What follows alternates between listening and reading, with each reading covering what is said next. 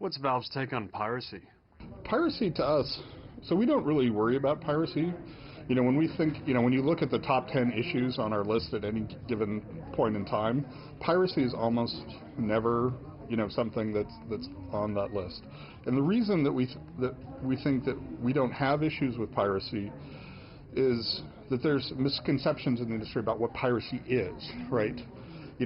There's assumption that what is piracy? Piracy is about people want to steal stuff from you, right? That they don't want to pay any money and they want to get your content. But when you look at the fact that these people have, $2,000 PCs and, they're spending $50 a month US more on their internet connections, clearly they're willing to spend money.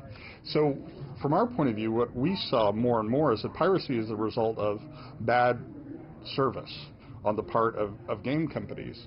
So an example where that was really clear is Russia, right? Everybody in the United States knows that Russians are pirates, right? So there's no point in localizing your game. There's no point in making your product available in Russia because all they'll do is pirate it.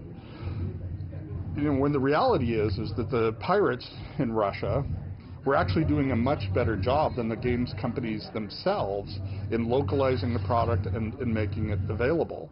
So if I wanted the product and I didn't want to wait 6 months to get the product, and if I wanted it in Russian, I was going to have to go to a pirate simply because I couldn't get it any other way. And as soon as the product became available at the same time that it was available in Australia or the UK or the United States, and it was localized in Russia, all of a sudden our piracy problems in Russia disappeared. So it really is a question of viewing yourself as how can you provide the best possible service to your customers, and pricing really is one of the less important aspects of that whole equation. People are happy to pay money if they're getting what they perceive as a great product delivered on their terms. This is an example where a lot of the copy protection schemes go in exactly the wrong direction. They're actually negative service, right?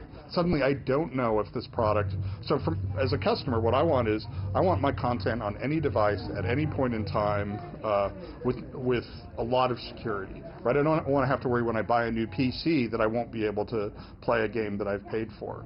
And then with copy protection, you're suddenly like, okay, if I reinstall my operating system, will I be able to play this game? If I buy a new PC, will I be able to? If I go over to my friend's house, will I be able to do it? So if you solve the real problem, which is, hey, I can go over to my friend's house and play the game. I can be in a cyber cafe on vacation on holiday, and I can play my game. And I can buy new PCs and never have to worry about backing this up or restoring backups or anything like that. Oh, that's great. Then I'm much less likely to get a pirated version. Copy protection makes it less likely that that's going to be the case.